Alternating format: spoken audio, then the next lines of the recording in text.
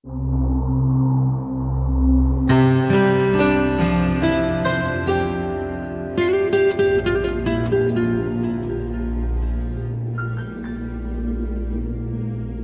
இயேசு கிறிஸ்துவின் நாமத்திலே சால்வேஷன் டிவி நேயர்கள் அனைவரையும் அன்போடு ஏக்தா நெட்வொர்க் வழங்கும் திருச்சபை அன்றும் என்ற நிகழ்ச்சிக்கு அழைக்கிறோம். இந்த நிகழ்ச்சியிலே நாம் மாபெரும் வரலாற்றிலே இப்பொழுது இஸ்ரவேலர்களுடைய நிலை என்ன, அவர்களுடைய நிலைப்பாடு எங்கிருந்து நாம் பார்க்க வேண்டும், எந்த முறையிலே நாம் அதை அணுக வேண்டும் என்பதை பவுலடியார் ரோமருக்கு எழுதிய நிருபம் 9 முதல் 11 அதிகாரங்களிலே விளக்கிக் கொண்டு வருகிறார். நாம் 9வது அதிகாரத்தில் பார்க்கும் பொழுது அவர் என்ன சொல்லுகிறார் என்றால், இஸ்ரவேலர்கள் எல்லாரும் ரட்சிக்கப்பட வேண்டும் என்பது அவருடைய வாஞ்சையாக இருக்கிறது என்று சொல்லுகிறார். அவர்களுக்கு தான் எல்லாம் கொடுக்கப்பட்டிருந்தது என்றும் அவர் சொல்லுகிறார். அநேக கிருபைகள் கொடுக்கப்பட்டிருந்தது என்று சொல்கிறார். ஆனால் என்ன, இஸ்ரவேலர்கள் எல்லாருமே இஸ்ரவேலர்கள் அல்ல என்பதையும் கூறுகிறார். மாம்சத்தின்படி பிறந்தவர்கள் அல்ல, ஆவியின்படி பிறந்தவர்கள் மாத்திரமே ஆபிரகாமுடைய சந்ததியாவார் என்று அவர் சொல்லுகிறார்.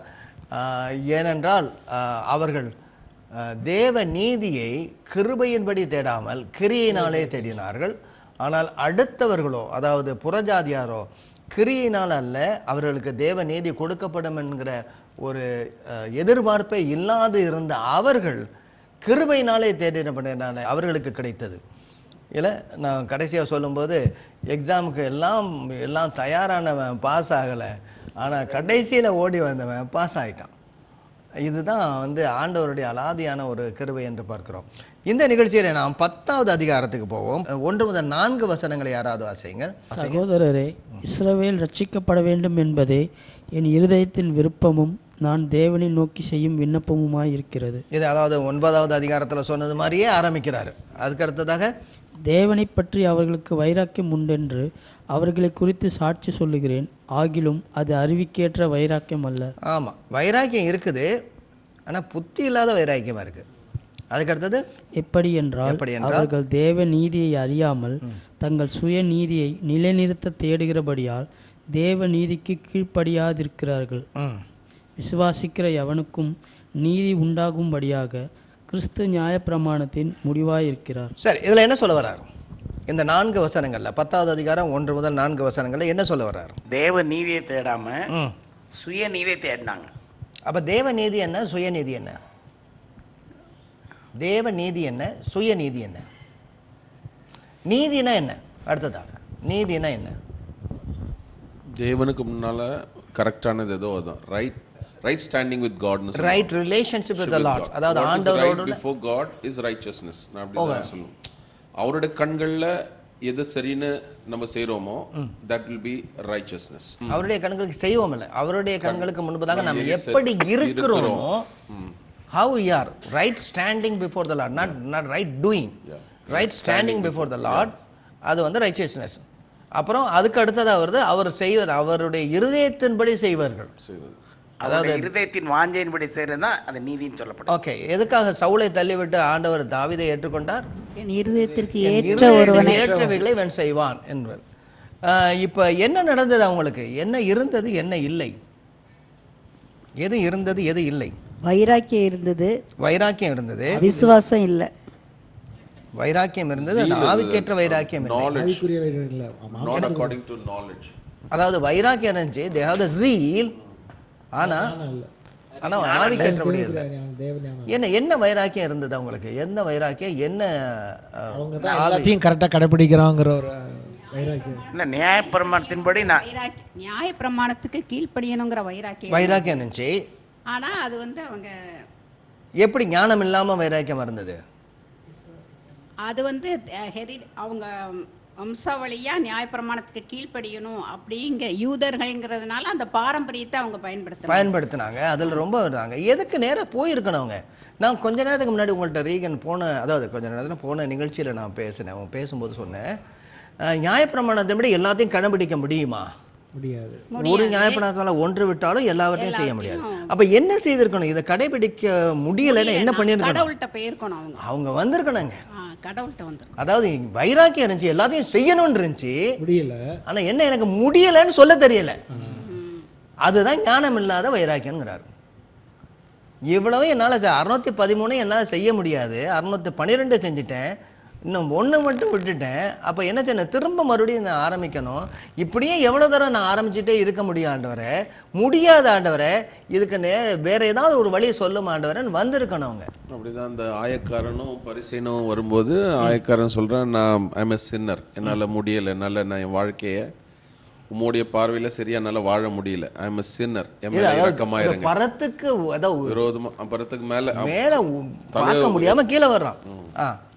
ஆனா அதே நேரத்துல பக்கத்துல இருக்கவங்க சொல்றான், நான் இவைகளெல்லாம் செய்யறேன், வந்து நான் இவைகளெல்லாம் செஞ்சு முடிச்சிருக்கிறேன், அதனால இவனை மாதிரி இல்லை, நான் வந்து இப்படி இருக்கிறேன். எனக்கு ஆண்டவரே நீங்க ஸ்பெஷலா நீ என்னை ட்ரீட் பண்ணியிருக்கணும். அவர் என்ன சொல்றாரு, ஆண்டவரே எனக்கு ஸ்பெஷலா கிருபை கொடுத்துருக்கணும். இவர் என்ன சொல்றாரு, என்னை ஸ்பெஷலா நீ ட்ரீட் பண்ணியிருக்கணும். அப்போ நீதியை எப்படி தேடினாங்க அவங்க? நியாயப்பிரமாணத்தில் தேடினாங்க, கிடைக்கல. ஆனால் விசுவாசத்தில் தேடினவங்களுக்கு கிடைச்சிருந்தது. ஆக வைராக்கியம் என்ன, செய்யணும், ஆண்டவருடைய நீதியை தேடணும். ஆனால் புத்தியினம் என்ன, ஆண்டவரே என்னால் முடியாது ஆண்டவரேன்னு சொல்ல தெரியல. சொல்ல தெரியல. இல்லை, லூக்கல்ல சொன்ன மாதிரி இளையகுமாரன் மாதிரி சொல்லியிருக்கலாம் அவன். என்னது, பரத்துக்கு விரோதமாகவும் உமக்கும் பாவம் செய்தேன் அப்படி அறிக்கை செய்திருக்கலாம். உம்முடைய குமாரன் என்று அழைக்கப்படுவதற்கு பாத்திரம் அல்ல, உடைய வேலைக்காரனா ஒருத்தனை வச்சிருக்கணும்னு சொல்லி அப்படின்னு ரொம்ப தாழ்த்தி. ஆனா இவங்க என்ன, நாங்கள் குமாரனா இருப்பவர்கள் எப்படி வேலைக்காரனா போக முடியும்? நாங்கள் சுயாதீனமாக இருப்பவர்கள் எப்படி நாங்கள் அடிமை அறிக்கையிட முடியும்? அதுதான் புத்தி இல்லாதுங்கிறது.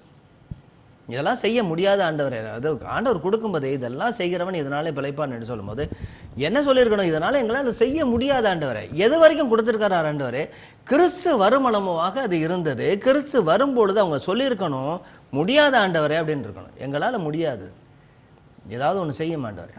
அதனாலதான் அந்த இது மூத்தகுமாரன் சொல்றான்ல, உம்முடைய கற்பனையை மீறாமல் இருந்தும் எல்லாத்தையும் கரெக்டாக கடைப்பிடித்து இருந்தும் உமக்கு ஊழியம் செய்து ஒரு காலம் உடைய கற்பனை மீறாமல் இருந்தும் என் சிநேகிதரோட நான் சந்தோஷமா இருக்கும்படி நீர் ஒரு காலம் எனக்கு ஒரு காலம் ஒரு ஆட்டுக்குட்டியால கொளுத்த கண்டு அடிச்சிருக்கிறேன். வேசிகளிடத்தில் உடைய ஆஸ்தியை அழித்து அப்படி வந்து அவன் சொன்னதா வந்து முன்னாடியே இல்லவே இல்லை.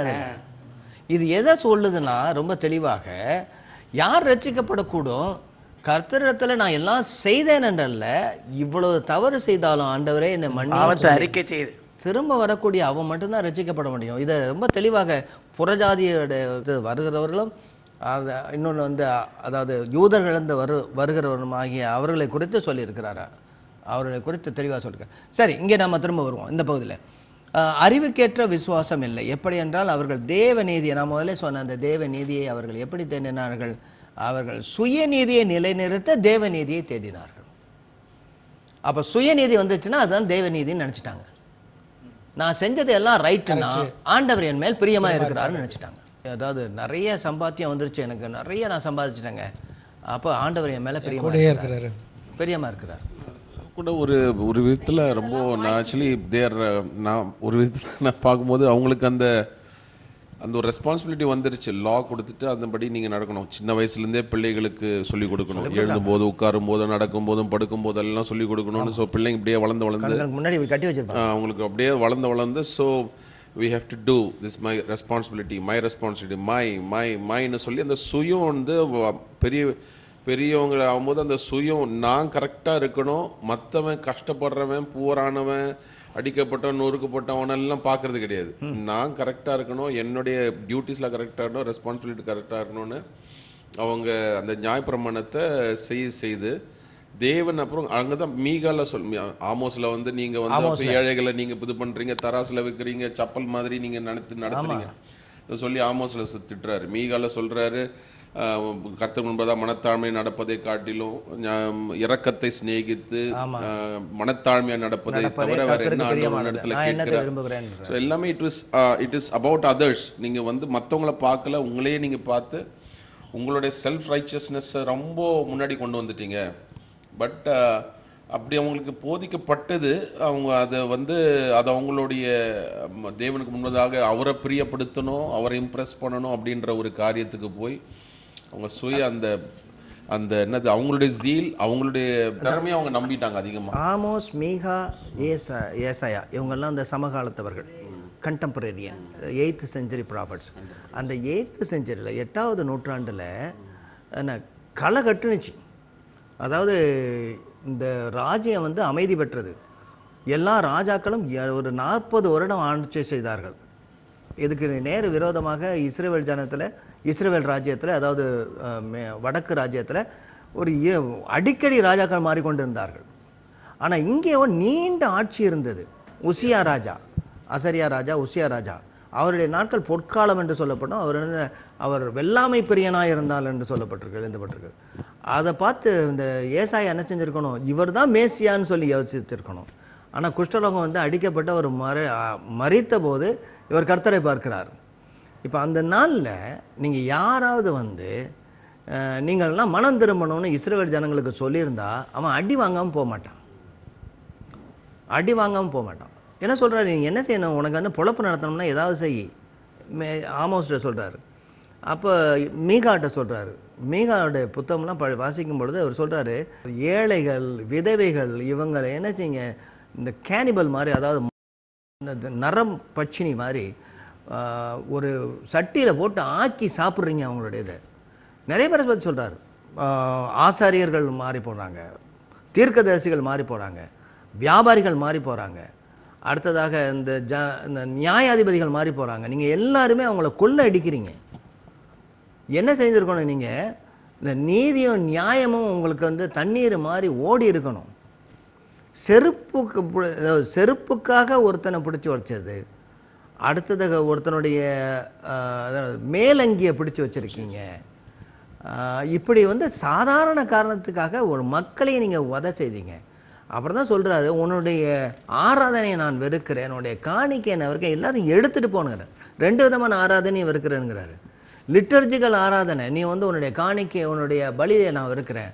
இன்னொன்று சொல்கிறாரு, உன்னுடைய கீத வாத்தியங்கள் ஃப்ரீ ஒர்ஷிப், அதையும் நான் வெறுக்கிறேங்கிறார்.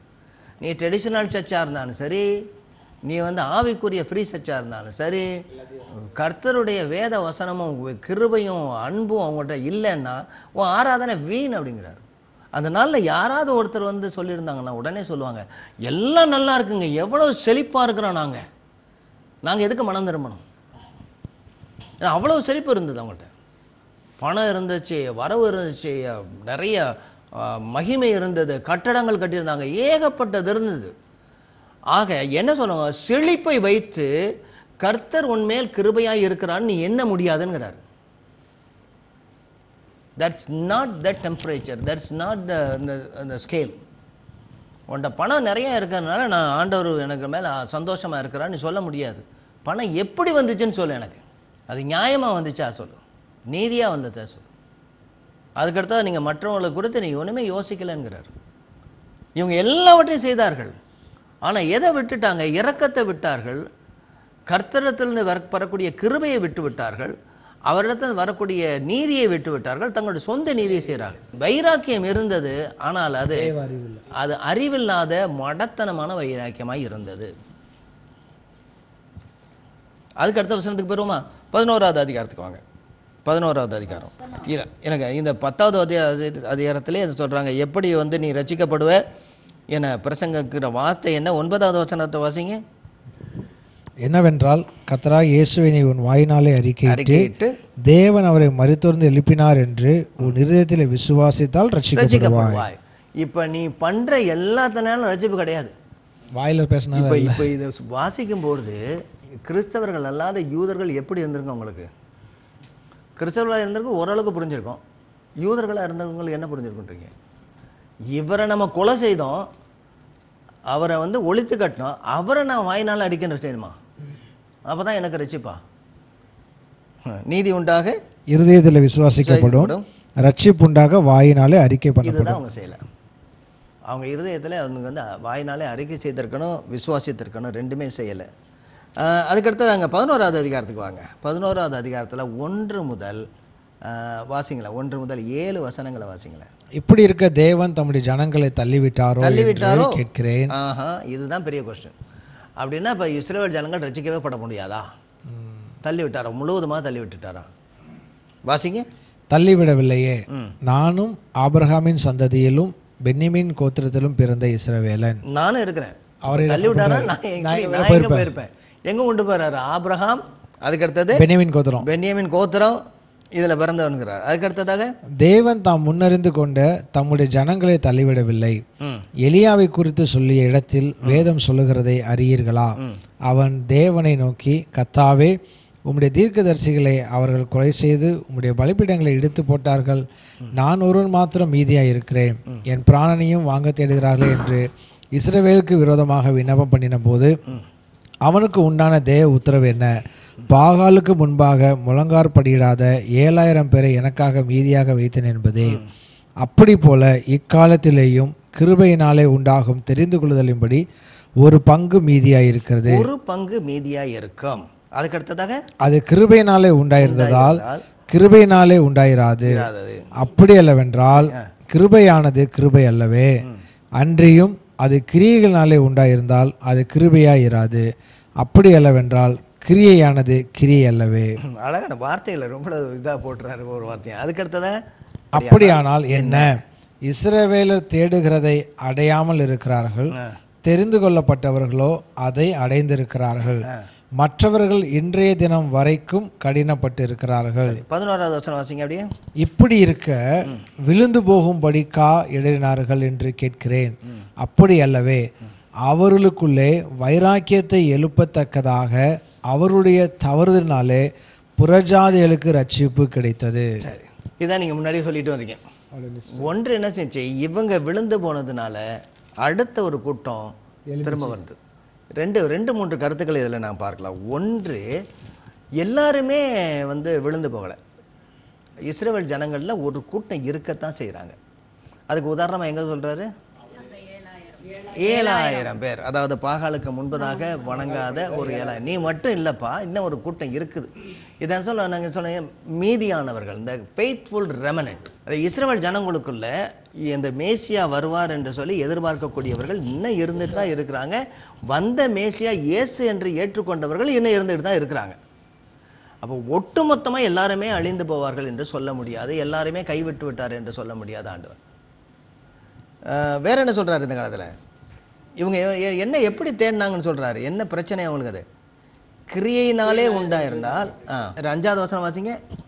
அப்படி போல இக்காலத்திலேயும் கிருபையினாலே உண்டாகும் தெரிந்துகளின்படி ஒரு பங்கு மீதியாயிருக்கும். ஒரு பங்கு மீதியாயிருக்கும். அப்போ என்ன வாசிக்கிறோம்? இஸ்ரவேலர்கள் எல்லாருமே இஸ்ரவேலர்கள் அல்ல என்று பார்க்கிறோம். அவர்கள் எல்லாம் ரட்சிக்கப்பட வேண்டும் என்று பார்க்கிறோம். அவர்களுக்கு தான் முன்பதாக ஆண்டவர் எல்லாத்தையும் கொடுத்திருக்கிறார், ஒரு முன் சலுகை கொடுத்திருக்கிறார் என்று பார்க்கிறோம். அதுக்கு அடுத்ததாக நம்ம என்ன பார்க்கிறோம் என்றால், இவர்களில் சுயநீதியை தேடினார்கள். வைராக்கியம் இருந்துச்சு, ஆனால் அது அறிவுள்ள வைராக்கியம் இல்லை. சுயநீதியை நிலைநாட்டும்படி அவர்கள் தேவநீதியை தேடிக்கொண்டிருந்தார்கள். தேவநீதியை அடையவில்லை. தேவநீதியை அடையாமல் இருந்தாலும் அதை கிருபையினாலே தேடினவர்களுக்கு அது கிடைத்து விட்டது அப்படிங்கிறார். இங்கே வரும்போது என்ன சொல்கிறாரு? மீதியானவர்கள் ஒரு கூட்டம் இருப்பார்கள், ஒரு பங்கு மீதியாக இருக்கும். அந்த பங்கு எப்படிப்பட்டதாக இருக்குன்றாரு? அக்காலத்தில் கிருபையினாலே உண்டாகும் நீதியான தெரிந்து கொள்ளப்பட்ட ஒரு பங்கு மீதியாக இருக்கும். 5வது வசனம், அப்படி போலவே இக்காலத்திலேயும் கிருபையினாலே உண்டாகும் தெரிந்து கொள்ளுதலின்படி ஒரு பங்கு மீதியாக இருக்கும். கடைசியாக நம்ம ஒரு வசனம் வாசிச்சோமே, அது கடைசி வசனம் 11வது வசனம். என்ன வசனம்? என்ன? இப்படி இருக்க விழுந்து போகும்படிக்கா இடறினார்கள் என்று கேட்கிறேன். அப்படி அல்லவே, அவர்களுக்குள்ளே வைராக்கியத்தை எழுப்பத்தக்கதாக அவருடைய தவறுதலினாலே புறஜாதிகளுக்கு ரட்சிப்பு கிடைத்தது. என்ன நடந்துச்சு? இப்போ 10வது அதிகாரத்துக்கு கடைசி வசனத்தில் நம்ம போன இதில் கூட சொன்னோம், 2 கரங்களையும் நான் விரிச்சவனாக இருந்திருந்தேன், பட் ஆனால் அவங்க என்கிட்ட வரலை. ஸோ ஒன்று ரிஜெக்ட் பண்ணாங்க. அதனால் நான் கர்த்தர் புறஜாதிகளிடமாய் திரும்பி அவர்களுக்கு கிருபையாயிருந்து அவர்களை ரட்சிக்கும்படியாக அவர்களுக்கு இந்த கிருபை கடந்து போனது, சுவிசேஷம் அவங்களுக்கு கடந்து போனது. அது பவுல் அப்போஸ்தலன் மூலமாக அது உலகமெங்கும் போய் இன்னைக்கு நல்லா பரவி இருக்கு அப்படின்றத பார்க்குறோம். ஸோ அது அதாவது அவர்களுடைய புறஜாதிகளின் காலம் நிறைவேறும் வரைக்கும் அவங்க குருடர்களாக இருப்பாங்க. அந்த காலம் நிறைவேற வரைக்கும் புறஜாதிகளுக்கு கிருபை உண்டாகும் அப்படின்றத நம்ம கீழே வசனங்களில் 25 நான் நினைக்கிறேன் அங்க வாசிக்கிறோம். அதாவது 11வது அதிகாரம் 13வது வசனம். 13வது வசனத்தை வாசிங்க. புறஜாதியர் ஆகிய உங்களுடனே பேசுகிறேன். இப்போ யார்கிட்ட பேசுறாரு? புறஜாதியார்ட்ட. சரி, இது வரைக்கும் யார்கிட்ட பேசிட்டு யூதர்கிட்ட என்ன சொல்லிட்டு வந்தாரு? நீங்க எல்லாம் ரட்சிக்கப்படணும்ப்பா அப்படிங்கிறாரு. நீங்க அதுக்கு அடுத்ததாக உங்களுக்கு எல்லாமே கொடுக்கப்பட்டிருந்தாரு. ஆனா நீங்க பிறந்த எல்லாருமே ஆபிரகாமில் பிறந்த எல்லாருமே அவருடைய ஜாதி இல்லைங்கிறாரு, விசுவாசத்தினால மாத்திரம் வருங்கிறாரு. நீங்கள் சுயநீதியை தேடினீங்க, ஆனால் மற்றவர்களோ கிறிஸ்தவருடைய நீதியை தேடினார்கள் அப்படின்னு சொல்லிட்டு இப்போ என்ன செய்றாரு, நேரடியாக அவங்கள்ட்ட பேசுகிறார். புறஜாதியாரை உங்களிடத்துல நான் பேசுகிறேன் அப்படின்ட்டு 25வது வசனத்திலிருந்து வாசிங்க. மேலும் சகோதரரே, நீங்கள் உங்களையே புத்திமான்கள் என்று எண்ணாதபடிக்கு ஒரு ரகசியத்தை நீங்கள் அறிய வேண்டும் என்று இருக்கிறேன். யாருக்கு சொல்லியிருந்தாரு? புறஜாதியருக்கு சொல்றாரு.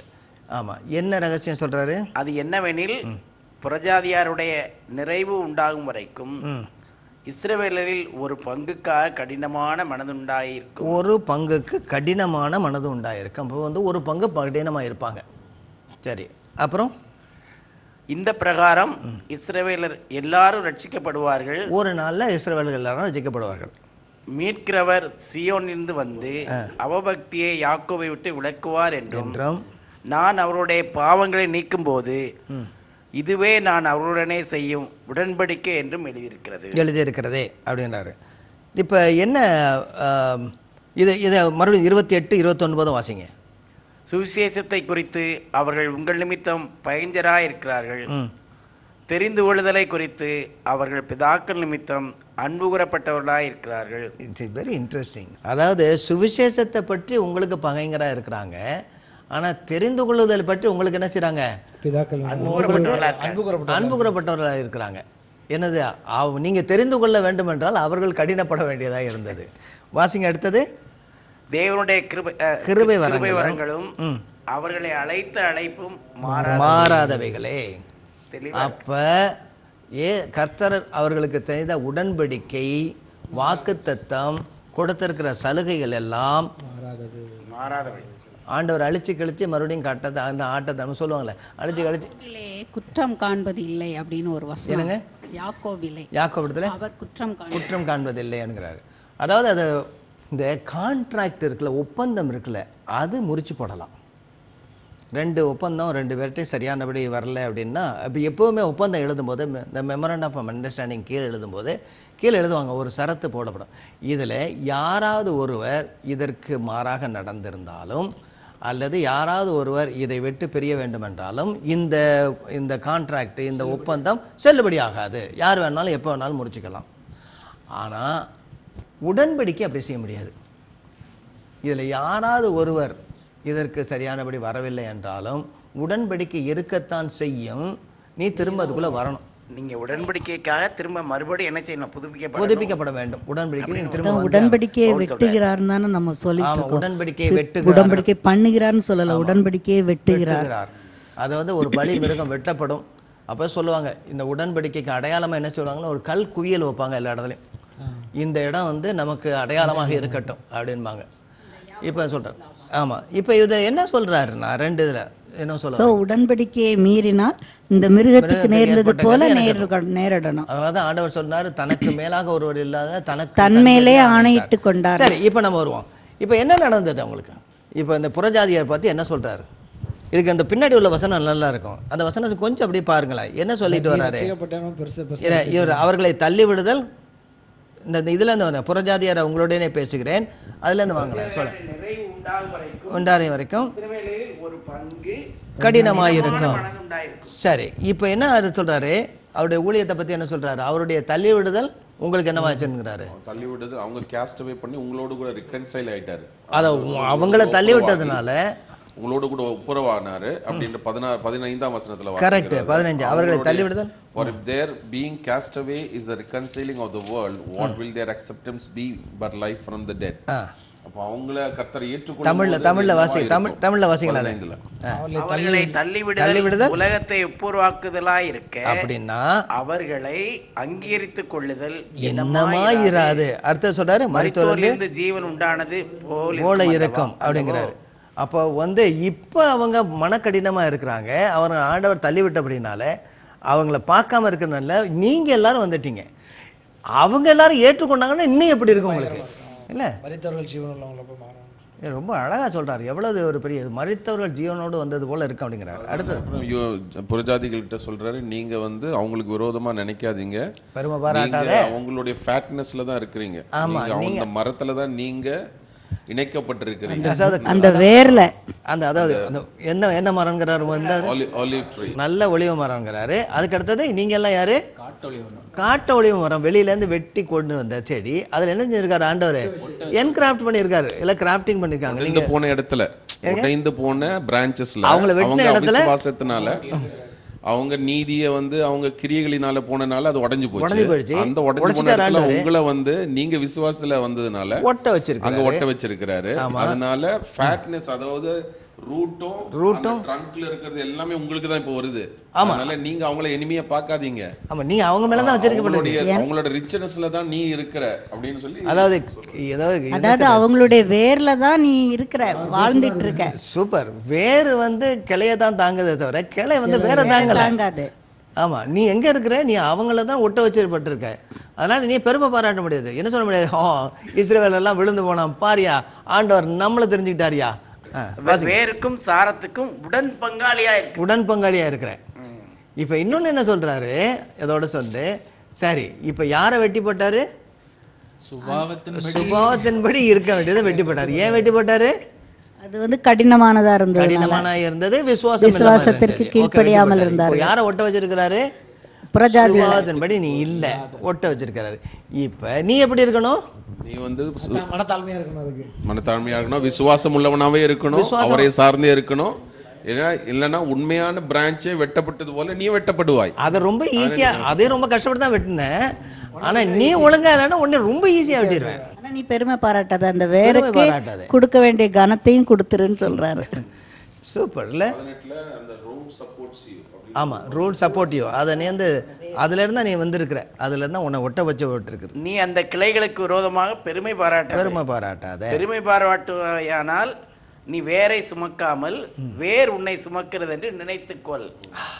நான் ஒட்ட வைக்கப்படுவதற்கு அந்த கிளைகளை முறித்து போடப்பட்டது என்று சொல்லுகிறாயே. இதை ஒட்டுமொத்தமாக ரொம்ப கொஞ்சம் சீக்கிரமாக பார்க்கும். இன்னொரு தடவை அடுத்த ஒரு நிகழ்ச்சியில் நம்ம இதை பார்க்கலாம். திரும்ப இஸ்ரவேல் தேசத்தார் ஞானத்தோடு நடக்கவில்லை, அவர்களுக்கு கொடுக்கப்பட்டிருந்ததுபடி அவர் செய்யவில்லை. இஸ்ரவேலுக்கு பழைய ஏற்பாட்டை ஆண்டவர் கொடுத்திருந்தார், ஆனால் அதை சரியானபடி அவர்கள் புரிந்து கொள்ளவில்லை. அந்த முந்தைய ஏற்பாட்டில் கொடுக்கப்பட்ட எல்லாமே இயேசு கிறிஸ்துவில் நிறைவேறும் என்பது அவர்களுக்கு புலப்படவில்லை. கர்த்தருடைய மக்களாக உடன்படிக்கையினுடைய உறுப்பினராக இருப்பதை இஸ்ரவேலர்கள் தங்களுடைய சொந்த முயற்சியுடைய சம்பாத்தியம் என்று நினைத்தார்கள், நியாயப்பிரமாணத்தின் அடிப்படையில், அல்லது தங்களுடைய விசுவாசத்தின் அடிப்படையில் எங்களுக்கு கிடைத்திருக்க தகுதி என்று நினைத்தார்கள். ஒன்று சம்பாத்தியம் என்று நினைத்தார்கள், என்று தகுதி என்று நினைத்தார்கள். அதன் விளைவாக புறஜாதிகளுக்கு முழுமையான சுவிசேஷத்தை அறிவிக்கப்படும் வரைக்கும் கர்த்தரால் இவர்கள் கடினப்பட்டதோடைய நிலைமையிலே வைக்கப்பட்டிருக்கிறார்கள். எனவே புறஜாதியில் பிறந்த புதிய திருச்சபைகள் இதே போன்ற ஒரு கண்ணிக்குள்ளாக, ஒரு சுருக்குக்குள்ளாக போய்விடக்கூடாது. எனவே அவர்கள் தங்களை குறித்து அறிய வேண்டியதற்கு மேலாக இந்த புறஜாதி கிறிஸ்தவர்கள் நினைக்கக்கூடாது. மாறாக இஸ்ரவேலர்கள் கர்த்தருடைய வாக்குத்தத்தத்தினுடைய வடிகால்கள் என்று அவர்களுக்கு மதிப்பு கொடுக்க வேண்டும். இந்த மாபெரும் வரலாற்றிலே முழு அமைப்பையும் கர்த்தர் தாமே வடிவமைத்திருக்கிறபடினாலே கர்த்தருடைய உடன்படிக்கைக்கும் வாக்குத்தத்தங்களும் மாற்ற இயலாதவைகள். எனவே திருச்சபையும் இஸ்ரவேலர்களும் மனக்கடினம் போன்ற இந்த திருச்சபை ஒன்று ஒரு பெரிய அதிசயம், இஸ்ரவேலுடைய மனக்கடினம் என்பது ஒரு பெரிய அதிசயம். இந்த அதிசயத்தை கர்த்தர் ஒரு பெரிய ஆலோசனையின்படி செய்திருக்கிறார். இஸ்ரவேலுக்கு மனக்கடினம் படிவார்களா, ஒரு திருச்சபை வருமா என்று இல்லாது இருந்தபோது கர்த்தர் தன்னுடைய அலாதியான ஒரு ஆலோசனைப்படி செய்திருக்கிறார். இது அவருடைய கிருபை. இந்த நிகழ்ச்சியில் நாம் தொடர்ந்து இது குறித்து நாம் பார்க்க வேண்டும். ஆண்டவர் அலாதியான ஒரு ஞானத்தினாலே இவெல்லாற்றையும் செய்து கொண்டு இருக்கிறார். அதன்படி இன்று திருச்சபையும் ஒரு பங்கு இஸ்ரவேலர்களும் வருவார்கள் என்பதை குறித்து நாம் அடுத்த நிகழ்ச்சியிலே பார்ப்போம். இந்நிகழ்ச்சி குறித்த உங்கள் கருத்துக்களை எங்களுக்கு தெரியப்படுத்துங்கள். அலைபேசி எண் 9789987664. மின்னஞ்சல் முகவரி tv@ektanetwork.org.